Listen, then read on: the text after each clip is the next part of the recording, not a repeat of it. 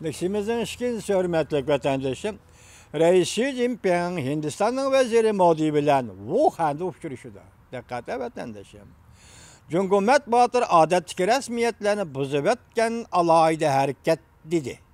Mavzula haber 4. ayın 23. günü Doyutor bitit ilan kılındı. Haber. Bundak başladı. Hindistan münasibeti 2017 yılı doklam harbiy sürkülüşüde eğer zerbe uçurğandan keyin 2018 yılı kirgende Hindistan münasibetleri ilişki başladı.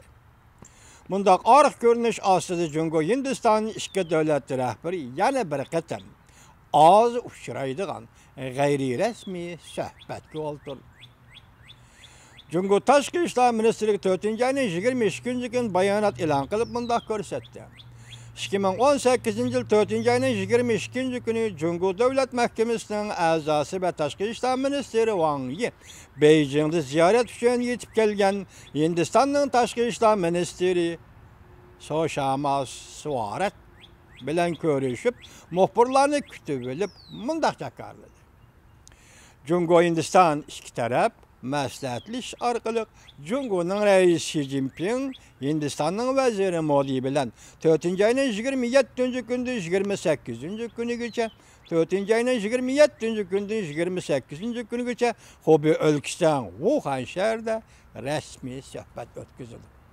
Demek evvela Rusiyalık Sergey Lavrov Tashqi ishlar ministri endilikte Modi'nin veziri, Hindistan'ın veziri Modi kelib o'tirdi. Dikkat vatandaşım. Bu kıtım uçuruş doğrusu Cumhuriyet Batı Yerşar Vakt gezisi 4. ayın 23. günü Xi Jinping Modi'nin uçuruşu Hindistan iki devletin stratejik akıl parasını gövdelendirdi.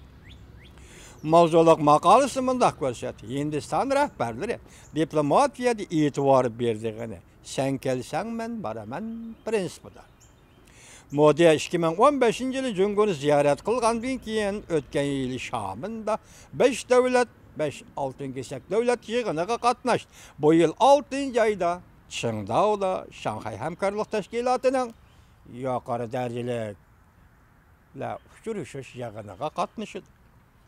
Hazır Hindistan'ın veziri Modi'nin müddetin burun Cumhur'u ziyaret kılışı ve Reis Xi Jinping gayri uçuraydıgan bir ahvalda Wuhan şehriga berip vezir Modi bilen söhbet kuruşu adet tertibini buzup taşlaydıgan mundaq iş aqlanılıklı körsetken alaydı bir hareket.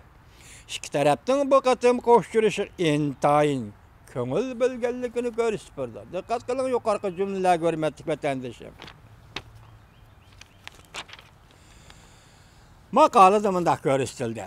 Gayri resmi uçuruşuş iki devlet rehberlerinin vaktini, imkaniyetinin barıcı öz ara alakaga işletip, vezir Modi bilen Reis Xi Jinping'nin bir qatımlık yukarı süpetlik uçuruşunu kapaletki kılmakçı. Bir qatımlık yukarı süpetlik uçuruşunu kapaletki kılmakçı. Bu qatımki uçuruşuş 1988 yılı Deng Xiaoping bilen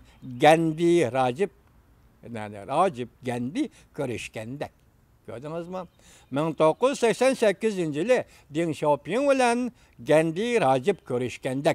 Bu qatım prezident, bu qatım keçirinler vezir, Hindistan'ın veziri Modi bilen Cumhur'un reisi